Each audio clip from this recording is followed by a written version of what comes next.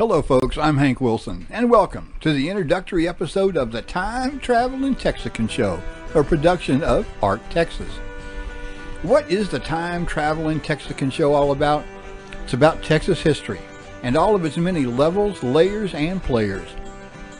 Texas history has so many branches that it's almost impossible, even for those of us who spend time studying and researching Texas history, to know all there is to know. If you're one of the many Americans who are moving to our state, I can guarantee your knowledge about Texas history is limited, especially if you learned about Texas from TV and the movies. And that's really what this show and series is all about. I'm going to talk about Texas history in a way that is fun, from the point of view of the people who experienced it. No date memorizations, although I will tell you some dates, and above all, no tests. It's going to be honest, and it's going to be accurate. Now, there's a thing about honest and accurate history. It most likely will not please everyone. It's important to remember there are at least two sides to every story. I personally, as a historian, depend on what we call source documents. Those are the words of those who were there, not the words of folks who say, well, what they meant was, no. This is history, not fiction. The real history of Texas is much more interesting than any fiction. Now, many people have heard the phrase Six Flags over Texas. After all, we have theme parks by that name.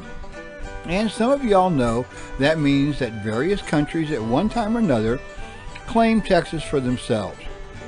We had the French from 1684 through 1689, who were in fact the first Europeans to claim part of Texas. 6 years before the Spanish, who claimed Texas from 1690 to 1821, Mexicans from 1821 to 1836, Republic of Texas 1836 to 1845, the United States 1845 to 1861, the Confederacy 1861 to 1865, and the U.S. again, complete control 1870 until today.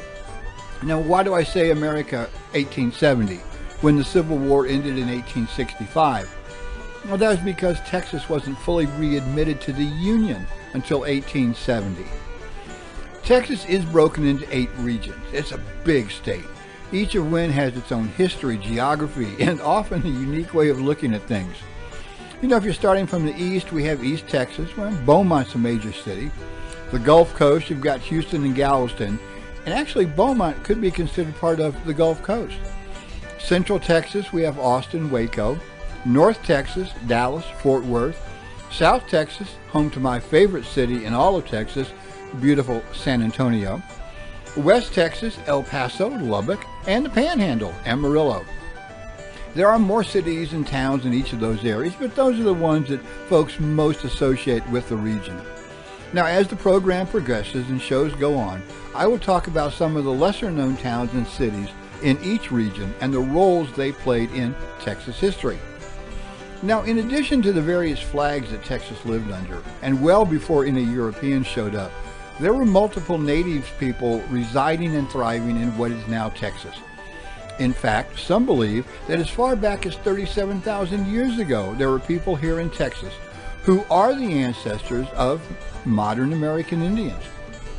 There's a burial site in the Permian Basin. A lot of oil is found there. It's around Midland and Odessa, that dates back to 12,000 years ago, where in 1953, the bones of a young woman who has been labeled Midland Minnie was discovered. In Lubbock Lake Park, which is in West Texas, in Lubbock, Texas, a site contains the remains of a civilization that also dated back to 12,000 years ago. Now, as you can see, people have been in Texas for a long time, and were here a long time before Europeans set foot on the American continent, much less in Texas. Now, it's generally accepted that the first Europeans to actually contact the coast of Texas was Captain Alonso Alvarez de Pineda around 1519. He was a representative of the governor of Jamaica, and he mapped the coast of Texas.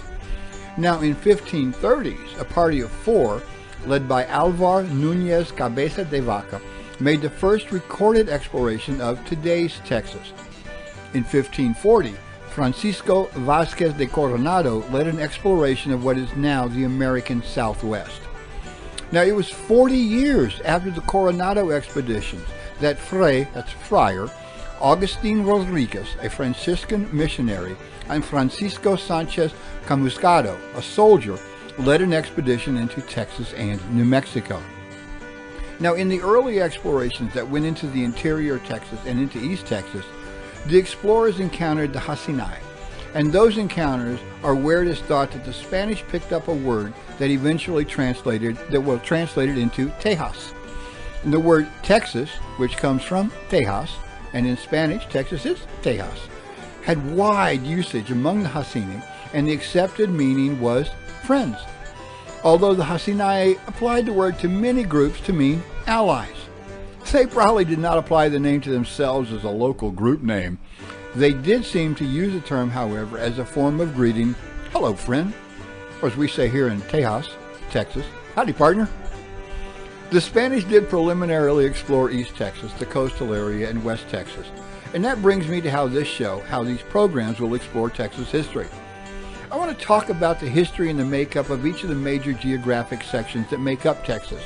And I want to look at it as if it's seen through the eyes of those doing the discovering. After discussing the first residents of the area, and by residents I mean the Native Americans, the Indian tribes, I'll examine those who came next and finally look at the history of communities that currently exist in the region. Our first episode will talk about 3 of the early tribes who were in West Texas in an area known as the Trans-Pecos. 2 of those tribes, the Apache and the Jumano, were there before the Spanish, and a tribe that actually came into Texas from New Mexico with the Spanish, the Tigua. I'll take a look at each tribe's history, where they lived, a little into their unique culture and the geography of the area they lived in, what they believed, how did they survive. The next couple of episodes will discuss in more detail the Spanish arrival, their communities, then the Mexicans, and then the Anglo settlements. And finally, to wrap up a geographic section, I'll discuss the towns and communities that still survive, and even some of those who have passed away into history. Well, that's the plan. And I hope to make these programs entertaining and educational, get that E/I thing going, and available wherever you download your podcast. Until next time, I'm Hank Wilson, your time-traveling Texican. For more information on these subjects and links to other historic sites, visit our website, arctexas.org. Actually, that's arctx.org. arctx.org. And we're on Facebook, Twitter, and Instagram. Thank you for taking your time to listen, and God bless y'all.